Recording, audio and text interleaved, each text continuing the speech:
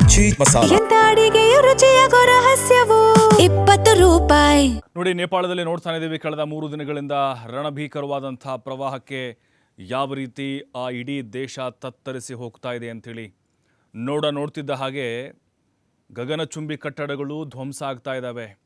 ಸುಮಾರು 40ಕ್ಕಿಂತ ಹೆಚ್ಚು ಸೇತುವೆಗಳು ಮತ್ತು 20ಕ್ಕಿಂತ ಹೆಚ್ಚು ಹೆದ್ದಾರಿಗಳು, ಸಣ್ಣ ಪುಟ್ಟ ರಸ್ತೆಗಳು ಎಲ್ಲವೂ ಕೂಡ ಸರ್ವನಾಶ ಆಗಿದೆ. ಹೆಂಗಾಗಿದೆ ನೇಪಾಳ, ಕಠ್ಮಂಡು ಹೇಗಾಗಿದೆ ಅಂತ ಹೇಳಿದ್ರೀಗ ನೋಡಿ, ಅದು ಪ್ರವಾಸಿಗರ ಸ್ವರ್ಗ ಅಂತ ಕರೀತಾರೆ. ಈಗ ನೋಡಿದ್ರೆ ಸ್ಮಶಾನ ಮೌನ ಆವರಿಸಿದೆ. ಬರೀ ಕೆಸರು, ಕಲ್ಲು, ಬಂಡೆಗಳು ಬಿಟ್ಟರೆ ಬೇರೇನೂ ಕಾಣಿಸ್ತಾ ಇಲ್ಲ ಅಲ್ಲಿ. ಹೇಗಿತ್ತು ಕಠ್ಮಂಡು, ಹೇಗಾಯಿತು? ಒಂದೊಂದು ದೃಶ್ಯವೂ ಕೂಡ ಬಹಳ ಭಯಾನಕವಾಗಿದೆ. ನೋಡಿ, ಇಲ್ಲಿವರೆಗೂ ಸಾವಿನ ಸಂಖ್ಯೆ ನಾವು ಗೆಸೆ ಮಾಡಿರಲಿಲ್ಲ, ನಾವು ಅಂದ್ಕೊಂಡಿರಲಿಲ್ಲ ಸಾವಿನ ಸಂಖ್ಯೆ ಹೆಚ್ಚಾಗುತ್ತೆ ಅಂಥೇಳಿ. ನಾಪತ್ತೆಯಾಗಿದ್ದಾರೆ, ಅವರು ಜೀವಂತವಾಗಿ ಬದುಕ್ಬೋದು ಅಂತ ನಾವು ಅಂದ್ಕೊಂಡಿದ್ವಿ. 389 ಜನ ಬಲಿಯಾಗಿರೋದು. ನೋಡಿ ಎಲ್ಲಿತ್ತು ಸಂಖ್ಯೆ ಅದು. ಮೊನ್ನೆ ಬೆಳಗ್ಗೆಯಿಂದ ನಾವು ಅಪ್ಡೇಟ್ ಮಾಡ್ತಾನೇ ಇದ್ದೀವಿ. 8 ಇತ್ತು, 20, 50, 100, 150 ರೀ, 200, 389 ಆಗಿಬಿಟ್ಟಿದೆ. ಎಲ್ಲಿದ್ದಿದ್ದು ನೋಡಿ ಹೆಂಗೆ ಸಾವಿನ ಸಂಖ್ಯೆ ಕ್ಷಣ ಕ್ಷಣಕ್ಕೂ ಹೆಚ್ಚಾಗ್ತಾ ಇದೆ. ಇಲ್ಲೊಂದು ಶವ ಸಿಗ್ತಾ, ಮತ್ತು ಅಲ್ಲಿ ಸ್ವಲ್ಪ ದೂರ ಬಿಟ್ಟರೆ ಅಲ್ಲೊಂದು ಶವ, ಅಲ್ಲೊಂದು ಡೆಡ್ ಬಾಡಿ, ಅಲ್ಲೆಲ್ಲೋ ಮರದ ದಿಮ್ಮಿ ಮೇಲೊಂದು, ಅಥವಾ ಕಲ್ಲಿನ ಅಡಿಯಲ್ಲಿ ಒಂದು, ಕೆಸರಲ್ಲೊಂದು, ಕೈ ಒಂದೇ ಕಾಣಿಸ್ತಾ ಇತ್ತು, ಯಾರ್ದೊಬ್ಬರು ತಲೆ ಕಾಣಿಸ್ತಾ ಇತ್ತು. ನರ ರೂಪದ ರಾಕ್ಷಸನ ಅಟ್ಟಹಾಸವನ್ನು ಈ ಒಂದು ಪ್ರವಾಹ ಅಲ್ಲಿ ಮಾಡಿದೆ ಅಂತ ಹೇಳ್ಬೋದು. ಬರೀ ಅಲ್ಲಿ ನಾಮಾವಶೇಷಗಳು ಮಾತ್ರ ಸಿಗ್ತಾ ಇದ್ದಾವೆ, ಮತ್ತು ಸಾಕು ಪ್ರಾಣಿಗಳು ಕೂಡ ವಿಲ ಒದ್ದಾಡಿ ಆ ಕೆಸರಲ್ಲಿ ಪ್ರಾಣ ಬಿಡ್ತಾ ಇದ್ದಾವೆ. 3 ದಶಕದಲ್ಲಿ ಈ ರೀತಿಯಾದಂಥ ಘಟನೆ ನೇಪಾಳದಲ್ಲಿ ಆಗಿರಲಿಲ್ಲ. ದುರಂತ ಅಂತ ಹೇಳಿದ್ರೆ ಅಲ್ಲಿ ಸ್ಥಳೀಯರಿಗಿಂತ ಹೆಚ್ಚಾಗಿ ಪ್ರವಾಸಕ್ಕೆ ಅಂತ ಹೋದವರು ಜಾಸ್ತಿ ಬಲಿಯಾಗಿದ್ದಾರೆ.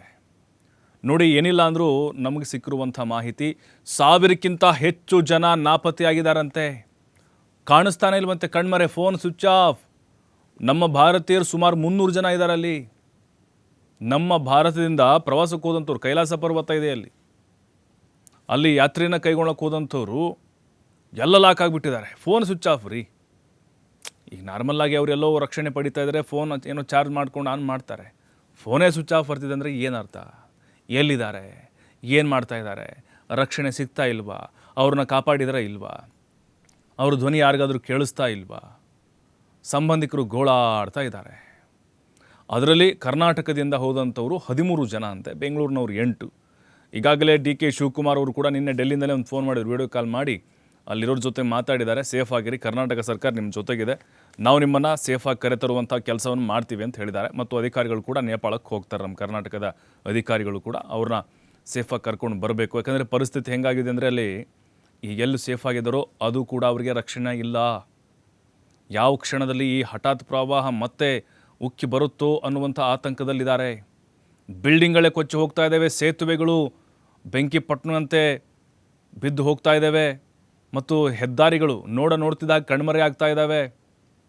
ಬಸ್ ಸ್ಟಾಪ್ಗಳೇ ನಿರ್ನಾಮ ಆಗ್ತಾ ಇದೆ, ಮತ್ತು ಅಲ್ಲಿ ದೊಡ್ಡ ದೊಡ್ಡ ವಾಹನಗಳು ಬೆಂಕಿ ಪಟ್ಟಣಂತೆ, ಆಟಿಕೆಗಳಂತೆ ತೇಲ್ಕೊಂಡು ಹೋಗ್ತಾ ಇದ್ದಾವೆ.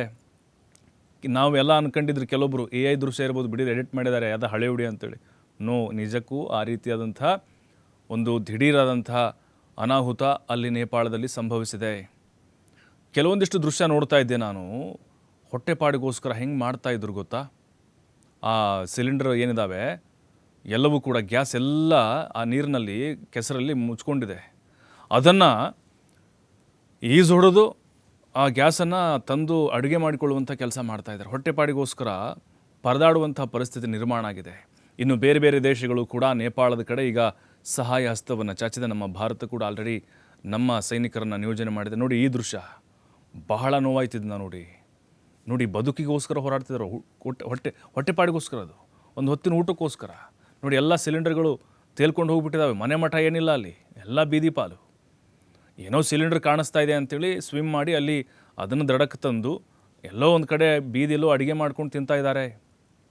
ನಮಗನ್ನಿಸ್ತಾ ಇದೆ, ನಾವು ಪುಣ್ಯ ಮಾಡಿದ್ದೀವಪ್ಪ, ಭಾರತೀಯರು ನಾವು ಸೇಫ್ ಆಗಿದ್ದೀವಿ ಅಂತೇಳಿ. ನಮ್ಮಲ್ಲೂ ವಯನಾಡು, ಕೆಲವು ಕಣಿವೆ ರಾಜ್ಯಗಳಲ್ಲಿ ಆಗುತ್ತೆ. ಆದರೆ ಇಷ್ಟು ದೊಡ್ಡ ಪ್ರಮಾಣದಲ್ಲಿ ಅನಾಹುತ ನಮ್ಮಲ್ಲಿ ಆಗಿಲ್ಲ, ಆಗಲೂ ಬಾರ್ದು.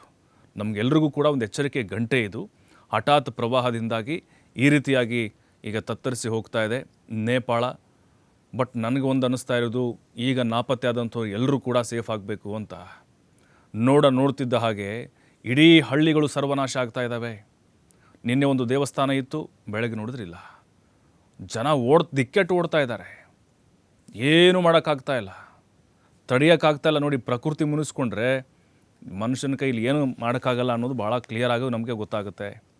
ಆ ಒಂದು ಆರ್ಭಟ ಏನಿದೆ, ಪ್ರಕೃತಿಯ ಮುನಿಸು ಯಾವ ರೀತಿ ಮನುಷ್ಯರನ್ನು ಸರ್ವನಾಶನ ಮಾಡುತ್ತೆ ಅನ್ನೋದಕ್ಕೆ ನೇಪಾಳ ನಮ್ಮ ಮುಂದೆ ಸಿಗ್ತಿರುವಂಥ ಉದಾಹರಣೆಗಳು. ಬೇರೆ ಕಡೆ ಶಿಫ್ಟ್ ಮಾಡ್ತಿದ್ದಾರೆ, ಓಕೆ, ಬಟ್ ಅದು ಕೂಡ ಸಾಕಾಗ್ತಾ ಇಲ್ಲ ರೀ. ಈಗ ನೋಡಿ, ಟಿಬೆಟ್ನಲ್ಲಿ ಹುಟ್ಟುವಂಥ ನದಿ ಅದು ಕೋಶಿ ನದಿ. ಅಲ್ಲಿಂದ ನೇಪಾಳ ಮಾರ್ಗದ ಮೂಲಕವಾಗಿ ಅದು ಹರಿದು ಹೋಗುತ್ತೆ. ಬಟ್ ಇಲ್ಲಿ ಕೋಶಿ ನದಿ ಆರ್ಭಟ ಜಾಸ್ತಿ ಆಗಿರೋದು. ಮತ್ತು ಆಮೇಲೆ ತ್ರಿಶೂಲ್ ನದಿ, ಅದರದ್ದು ಕೂಡ ಈಗ ಆಟ ಶುರು ಮಾಡಿಬಿಟ್ಟಿದೆ. ಅಲ್ಲಿ ಸುತ್ತಮುತ್ತಲಿರುವಂಥ ಗ್ರಾಮಗಳು ಕಂಪ್ಲೀಟಾಗಿ ಈಗ ಮಾಯ ಆಗಿಬಿಟ್ಟಿದೆ. ಅಂತಹ ರಣಭೀಕರವಾದಂತಹ ಪರಿಸ್ಥಿತಿ ನೇಪಾಳದಲ್ಲಿ ಈಗ ನಿರ್ಮಾಣ ಆಗಿದೆ. ನೋಡಿ, ಮತ್ತೆ ಈಗ ಮರಳಿ ಪರಿಸ್ಥಿತಿ ಬರಬೇಕಂದ್ರೆ 45 ವರ್ಷ ಬೇಕು ಅವ್ರಿಗೆ. ರಿಪೀಟ್ ಮತ್ತೆ ಇದು ಸೃಷ್ಟಿಯಾಗಬೇಕು, ನಾವು ಇರೋದನ್ನು ಬದುಕು ಕಟ್ಕೊಳ್ಬೇಕು ಅಂತಂದರೆ ಅಷ್ಟು ವರ್ಷ ಅವ್ರಿಗೆ ಸಹಜವಾಗಿ ಬೇಕಾಗುತ್ತೆ. ಎಷ್ಟೋ ಜನ ಮನೆ ಮಠ ಕಳ್ಕೊಂಡಿದ್ದಾರಲ್ವಾ, ಏನಂದ್ರೆ ಏನೂ ಉಳಿದಿಲ್ಲ ಅವ್ರಿಗೆ, ಹುಟ್ಟು ಬಟ್ಟೆ ಅಷ್ಟೇ ಅವ್ರಿಗೆ. ಅದರ ಮೇಲೆ ಹೊರಗಡೆ ಬಂದಿದ್ದಾರೆ ಅವರು. ಪ್ರಾಣ ಉಳಿದ್ರೆ ಸಾಕು ಅಂಥೇಳಿ ಎಷ್ಟೋ ಜನ ಬೆಟ್ಟದ ಮೇಲೆ ಹೋಗಿ ಜೀವವನ್ನು ಉಳಿಸ್ಕೊಂಡಿದ್ದಾರೆ. ನಮ್ಮ ಕನ್ನಡಿಗರು ಕೂಡ ಸೇಫ್ ಆಗಿದ್ದಾರೆ. ಒಬ್ಬರು ಸಂಪರ್ಕಕ್ಕೆ ಸಿಗ್ತಾ ಇಲ್ಲ ಅನ್ನುವಂಥದ್ದು ಅದು ಇನ್ನೂ ಕನ್ಫರ್ಮ್ ಇಲ್ಲ. ಅದು ಅಂದರೆ ಅಲ್ಲಿ ಆಸ್ಟ್ರೇಲಿಯಾದಿಂದ ನಮ್ಮ ಕನ್ನಡಿಗರು ಡೆಲ್ಲಿ ಮೂಲಕ ಮತ್ತು ಇಲ್ಲಿ ನೇಪಾಳಕ್ಕೆ ಹೋಗಿದ್ರು ಅಂತ. ಮತ್ತು ಜಗ್ಗಿ ವಾಸುದೇವ್ ಇದ್ದಾರಲ್ವಾ, ಇಶಾ ಫೌಂಡೇಶನ್, ನೋಡಿ ಅವ್ರ ಕಡೆದವರು ಸುಮಾರು 80ಕ್ಕಿಂತ ಹೆಚ್ಚು ಜನ ಅಲ್ಲೇ ಲಾಕ್ ಆಗಿದ್ದಾರಂತೆ. ಪುದುಚೇರಿ, ತಮಿಳ್ನಾಡಿಂದ ನೋಡಿ, ತಮಿಳ್ನಾಡಿಂದ ಒಂದು 80 ಜನ ಇದ್ದಾರಂತೆ, ಪುದುಚೇರಿಯಿಂದ ಒಂದು 50 ಜನ ಇದ್ದಾರಂತೆ. ಮತ್ತು ನೋಡಿ, ವಿದೇಶಿಯರ ಸಂಖ್ಯೆ ಅಮೇರಿಕಾ, ನೆದರ್ಲ್ಯಾಂಡು, ಜೊತೆಗೆ UK ಅಂದರೆ ಇಂಗ್ಲೆಂಡು, ಆಸ್ಟ್ರೇಲಿಯಾ, ಅಲ್ಲಿ ಆ ಬೇರೆ ಬೇರೆ ದೇಶಗಳಿಂದ ಬಂದಂಥವರೇ ಇಲ್ಲಿ ಜಾಸ್ತಿ ಲಾಕ್ ಆಗಿರೋದು. ಯಾಕೆಂದರೆ ಸಹಜವಾಗಿ ಆ ಪ್ರಕೃತಿ ಸೌಂದರ್ಯವನ್ನು ಸವಿತಾ ಇದ್ರು. ಈಗೇನು ರಸುವಾ ಜಿಲ್ಲೆ ಅಂತಿದೆಯಲ್ವಾ, ಇದೇ ಸ್ಪಾಟಲ್ಲಿ ಆ ಕಡೆ ಈ ಕಡೆ ತಮ್ಮ ವಾಹನಗಳನ್ನ ಪಾರ್ಕ್ ಮಾಡಿ ಆ ಪ್ರಕೃತಿಯ ಸೌಂದರ್ಯವನ್ನು ಅವರು ಸವಿಯುವಂಥ ಕೆಲಸ ಮಾಡ್ತಾಯಿದ್ರು. ನೋಡಿ, ಆ ನೀರ್ಗಲ್ಲು ಅಂತ ಹೇಳ್ತಾರೆ, ನೀರ್ಗಲ್ಲು ಏಕಾಏಕಿ ಸ್ಫೋಟ ಆಗಿ ಈ ರೀತಿಯಾಗಿ ಅದು ಹಿಮ ಸ್ಫೋಟ ಆಗಿ ಕೋಶಿ ನದಿಯ ಮೂಲಕ ತನ್ನ ಆರ್ಭಟವನ್ನು ಶುರು ಮಾಡಿದೆ. ನಮ್ಮದು ಒಂದೇ ಪ್ರಾರ್ಥನೆ, ಇಡೀ ಜಗತ್ತು ಈಗ ನೇಪಾಳ ಕಡೆಗೆ ಸಹಾಯ ಹಸ್ತವನ್ನು ಚಾಚಿದೆ. ಯಾರಿಗೂ ಕೂಡ ಈಗ ನಾಪತ್ತೆ ಆದಂಥವ್ರು ಆದಷ್ಟು ಬೇಗ ಅವರು ಪತ್ತೆ ಹಚ್ಚುವಂಥ ಕೆಲಸ ಆಗಬೇಕು. ಭಾರತದಿಂದ ಏನು ಅವರಿಗೆ ಸಹಾಯ ಬೇಕೋ ಎಲ್ಲವನ್ನೂ ಕೂಡ ಕೇಂದ್ರ ಸರ್ಕಾರ ಮಾಡ್ತಾಯಿದೆ. ಪ್ರಧಾನಿ ಮೋದಿ, ಅಮಿತ್ ಶಾ ಎಲ್ಲರೂ ಕೂಡ ನಿರಂತರ ಸಂಪರ್ಕದಲ್ಲಿ. ಕರ್ನಾಟಕ ಸರ್ಕಾರವೂ ಕೂಡ ನಮ್ಮ ಕನ್ನಡಿಗರನ್ನು ವಾಪಸ್ ಕರೆತರುವಂಥ ಪ್ರಯತ್ನವನ್ನು ಕೂಡ ಮಾಡ್ತಾ ಇದೆ. ಬಟ್ ಇದೆಲ್ಲವೂ ಕೂಡ ನಮಗೆ ಒಂದು ಎಚ್ಚರಿಕೆಯ ಗಂಟೆ. ನಾವು ಸಾವಿನ ಸಂಖ್ಯೆ ಜಾಸ್ತಿ ಆಗದೇ ಇರಲಿ ಅಂತ ನಾವು ಅಂದ್ಕೊಂಡಿದ್ದೀವಿ, ಬಟ್ ನಿಜಕ್ಕೂ ಅಲ್ಲಿ ಜಾಸ್ತಿ ಆಗುತ್ತೆ ಅಂತಲೇ ವರದಿಗಳು ಬರ್ತಾ ಇದ್ದಾವೆ. ಯಾಕಂದರೆ ನಾಪತ್ತೆ ಆದಂಥವ್ರ ಪರಿಸ್ಥಿತಿ ಹೆಂಗಿದೆಯೋ ಏನೋ, ಯಾವ ಕೆಸರಲ್ಲಿ ಎಲ್ಲಿ ಯಾವ ಮೂಲೆಯಲ್ಲಿ ಸಿಕ್ಕಾಕೊಂಡಿದ್ದಾರೋ ಏನೋ, ಅರಣ್ಯ ರೋದನೆ ಆಗ್ತಾ ಇದೆ. ಅಲ್ಲಿ ಸಹಾಯಕ್ಕೆ ಯಾರೂ ಬರ್ತಿಲ್ಲ. ಯಾಕಂದರೆ ಸಹಾಯ ಮಾಡುವಂತಹ ಆ ಪರಿಸ್ಥಿತಿ ಅಲ್ಲಿಲ್ಲ ಸದ್ಯಕ್ಕೆ. ಯಾಕಂದರೆ ಎಲ್ಲೋ ದೂರದಲ್ಲಿ, ಎಲ್ಲೋ ಆಳದಲ್ಲಿ ಹೋಗಿ ಕೊನೆಗೆ ಅವ್ರದ್ದೇನೋ ಒಂದು ಕೈ, ಒಂದು ಬೆರಳು ಕಾಣಿಸ್ತಾ ಇರುತ್ತೆ. ಕೊನೆಯ ಕ್ಷಣಗಳನ್ನು ಕೂಡ ನೋಡಿ ಅಲ್ಲಿ ಹೋಗಿರುವಂಥ ಕಾರ್ಯಾಚರಣೆಗೆ ಹೋದಂಥವ್ರು ಕೂಡ ಮಮ್ಮಲ ಮರಗ್ತಾ ಇದ್ದಾರೆ. ಈಗ ನೇಪಾಳನ್ನು ದೇವರೇ ಕಾಪಾಡಬೇಕು ಅಂತ ಎಷ್ಟೋ ಜನ ಪ್ರಾರ್ಥನೆ ಮಾಡ್ತಾ ಇದ್ದಾರೆ.